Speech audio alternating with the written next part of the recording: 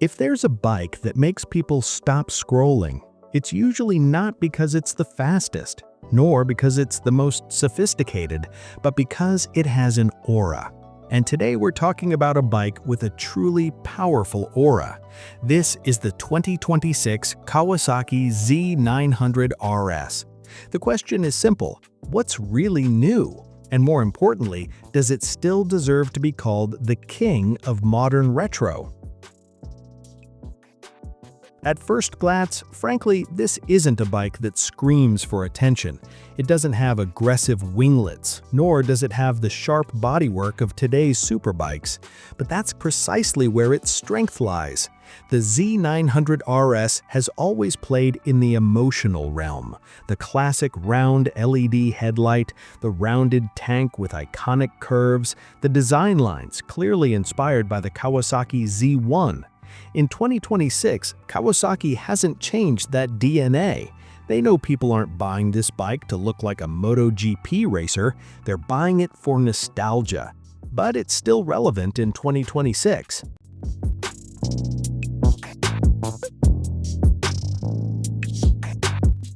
Now we move on to the new one.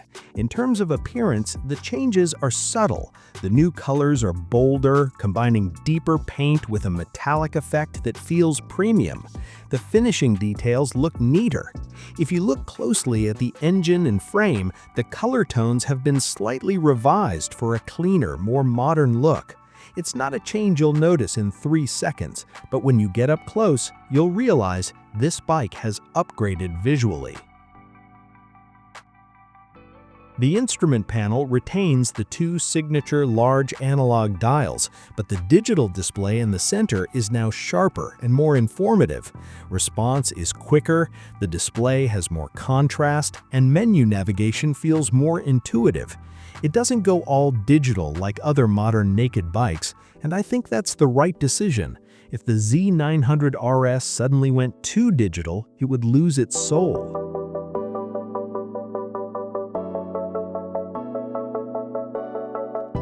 Now for the engine. The base engine is still the familiar 948cc inline-4, which we know is smooth yet powerful. But for 2026, the ECU mapping has been revised. The throttle feels slightly more linear in the low and mid-range. This is important because the Z900RS's character isn't about chasing top speed alone, but about enjoying the effortless pull from a stoplight to rolling at 100 to 140 kilometers per hour.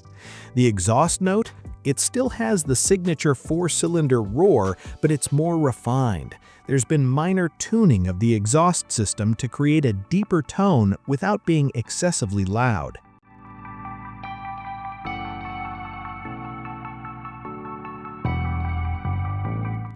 The suspension has also received improved settings, not radical changes, but enough to provide more stable handling during fast cornering without sacrificing everyday comfort. This is a common misconception.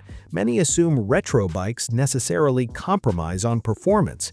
In fact, the Z900RS is one of the most balanced in its class.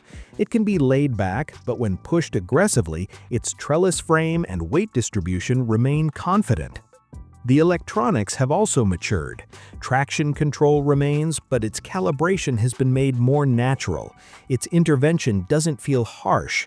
ABS is still standard, and the braking feel from the radial calipers remains solid. It's not as extreme as modern naked sports bikes, but it's convincing enough for fast riding on the open road.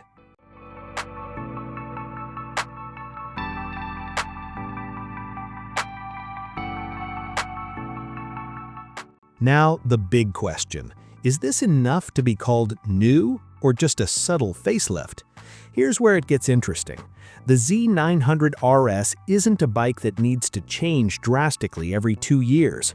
It's like an expensive mechanical watch. They're looking for not radical updates, but detailed refinements.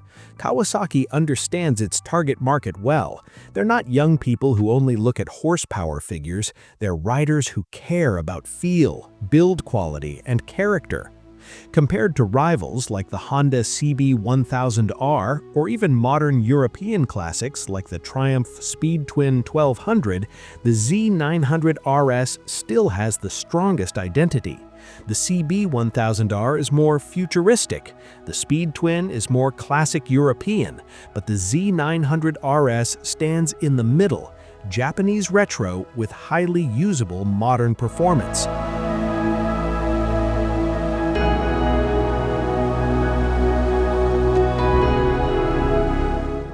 What makes this 2026 model so important isn't its drastic spec jump, but its reassurance of its position.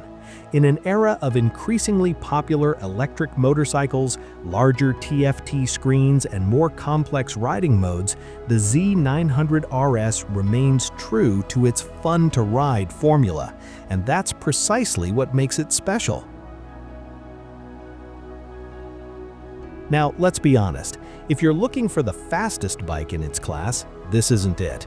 If you're looking for the most technologically advanced bike, neither is it. But if you're looking for a bike that makes you turn around after parking, that makes strangers come up and say, "What's that bike?" the Z900RS still has that magic.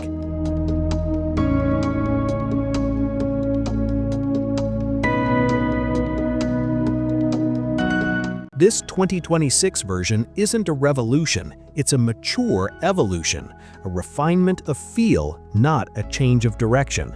And perhaps that's what keeps it relevant, because not everything has to change drastically to remain interesting. Sometimes consistency is the highest form of confidence.